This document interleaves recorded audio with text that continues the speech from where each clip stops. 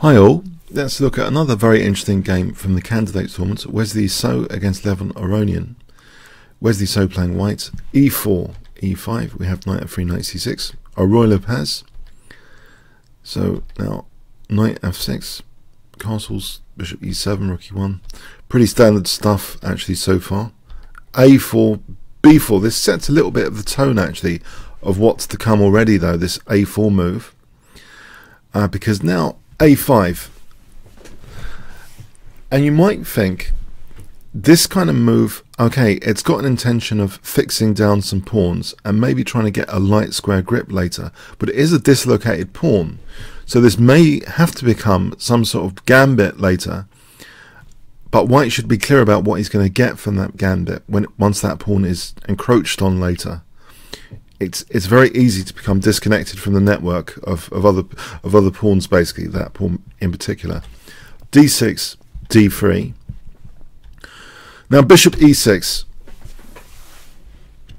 In one respect, this gives black some dynamic f-file later. Sometimes that's interesting, but there is a slight downside of this. The double pawns can actually be exploited if white can sort of break in the center later and make sure that they're isolated. White does actually take this opportunity to double the pawns, but he seems, Wesley So is far away from breaking in the center at the moment. We see knight bd2, rook b8, knight b3 as though that there's an intention to hold on this for this pawn a bit more. Queen c8, h3, knight d8, bishop e3, c5.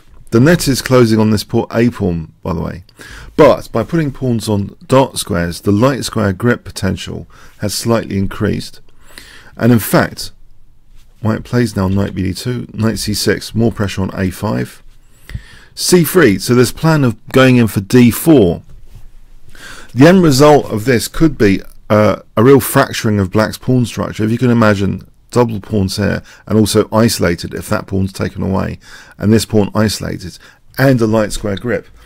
So clarity about the goals of losing this pawn is important, I believe, intuitively, and the pawn is about to be engulfed now. Rook b5. So here is where it becomes a kind of positional gambit, and there is a precedent set for this gambit. There was a Magnus Carlsen game against Levon Aronian where Magnus gave up his a pawn later, but had a resulting bind and positional pressure as a result of losing the a pawn, and refused the draw actually when he only needed a draw to win the tournament, and actually went on to win that game and win the tournament. So here we've got this gambit, basically a positional gambit, d4. It's, I think the clear points about it, the structural damage is going to be maximized. The initial double pawns by themselves, if they're not so fragmented, it's not such a big issue. But giving up this pawn now, e takes ed, we're in the gambit territory. A kind of positional gambit, you could, I would look at it. We see now d takes c5, and look structurally what's happened. This pawn is now isolated. The light square grip is more evident. The rook's slightly misplaced as well, it's a bit tangled up. White's able to set up a battery.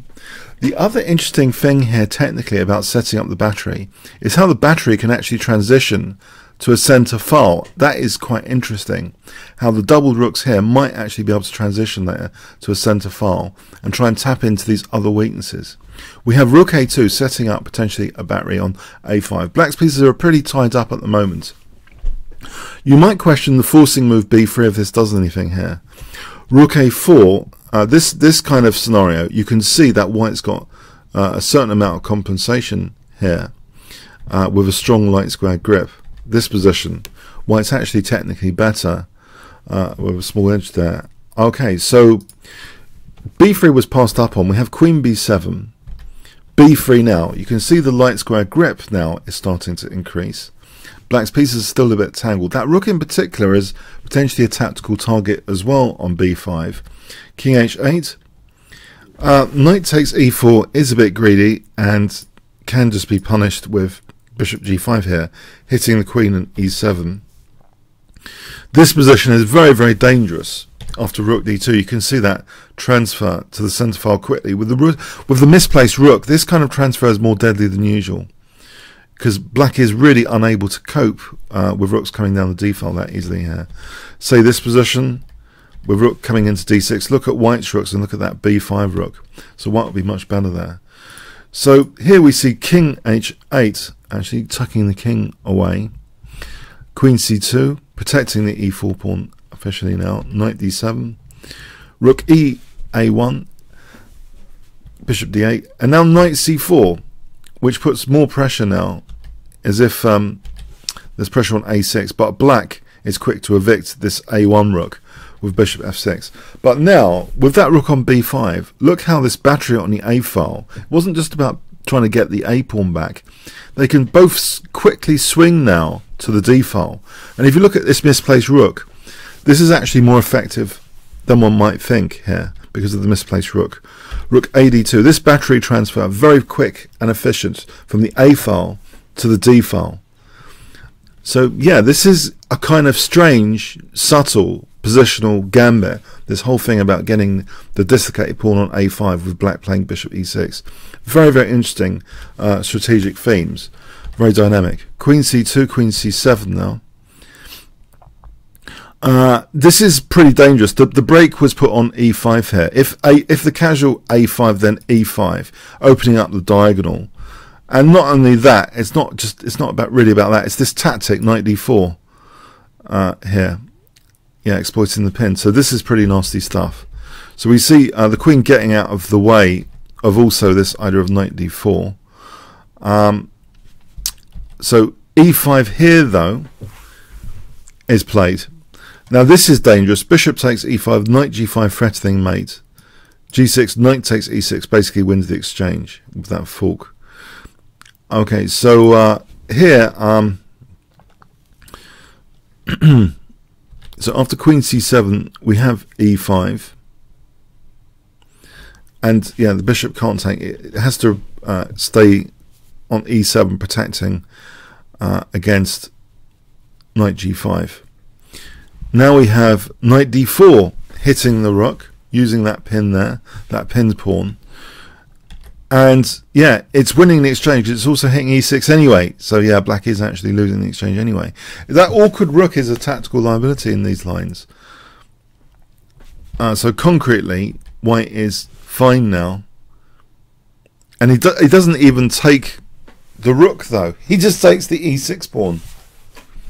Yeah, he doesn't even take the rook. So knight takes e6. There might be some compensation for black, which this mass of pawns, it seems solid enough. By taking the e6 pawn, this is potentially a lot more dangerous now. Queen takes e5, knight f4. And look at the rooks on the d file. They're very impressive here. Rook f8, rook e2, queen c1, queen b1, queen f6, bishop c1. There's infiltration points like e6 here. c4 is played. On bishop d6, knight e6 is possible. Rook e8, knight g5, threatening mate. And this is just totally winning, for example. I mean, that's just a disaster continuation. So yeah, knight e6 is dangerous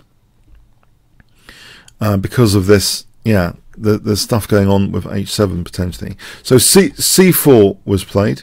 B takes, knight takes, and now rook e6. And now this is very, very difficult for black. Black is basically having to give up the queen here. Queen g5 was played, which does run into knight g6 check, so it's winning the queen for a couple of pieces. But where else could the queen have gone in this particular position? On queen f7, there's rook d7, very, very nasty pin scenario, where the pin can be just celebrated at leisure. This is just like winning material, for example, like this. Yeah, there's no saving against that pin scenario. And I don't think queen h4 is any better. Perhaps just g3 here, and the queen can't protect the bishop. So the queen is lost here after queen g5. We have knight g6 check. So an interesting material imbalance now. So the queen comes off. Queen e4, winning further material, double attacking, knight and bishop. Can black do something with these pawns? Bishop a3. Rook b1 here. b2, h4. Rook a5. Queen d3 protecting the bishop. Queen b3 here. Queen b7. Rook d8. Queen b3 again. Some maneuvering. Rook c3. And now here bishop takes b2. So we swap down a bit more to rook and bishop and pawn against queen. But there's 3-1 against here, that pawn. Rook a1, g4, these pawns come up. Let's check. Hitting the bishop. Hitting the rook. Check. Check. Check. Taking that potentially dangerous pawn. Check. And yeah, the queen's overwhelming the two pieces here fundamentally, because the pawns are just marching forward, and the queen's actually centralizing a bit here as well for maximum effect. So after queen e5, it's a double attack on d4 and g5 on g7. We have rook b4, king g4 holding f4 to be able to take on g7 without losing a pawn. Check. Queen e6. And here, after queen e5, now it's double attack again on the rook and g7. The game ended here. Yeah, g7 is too much to lose. I mean, it was difficult anyway. So at move 78, queen e5, black resigned. I consider the game a kind of positional gambit. I think this kind of plan of purposely putting a pawn away from one's network of pawns as a sacrificial lamb creates some awkward pieces, a battery which evidently can be transferable to the d file. It emphasizes the structural damage from earlier, the double pawns in the center, that isolated pawn island. So when there is a battery of rooks here and a misplaced rook there, yeah, there's clear positional compensation, it seems, to be gained from this kind of positional gambit of purposely putting a pawn on a5, knowing it could be engulfed later. So very, very interesting dynamic themes here. I guess it's like encouraging the opponent's pieces to be a bit tangled up, trying to win that a pawn. Okay, I hope you got something from it, and a very interesting game. Comments, questions, likes, shares appreciated. Thanks very much.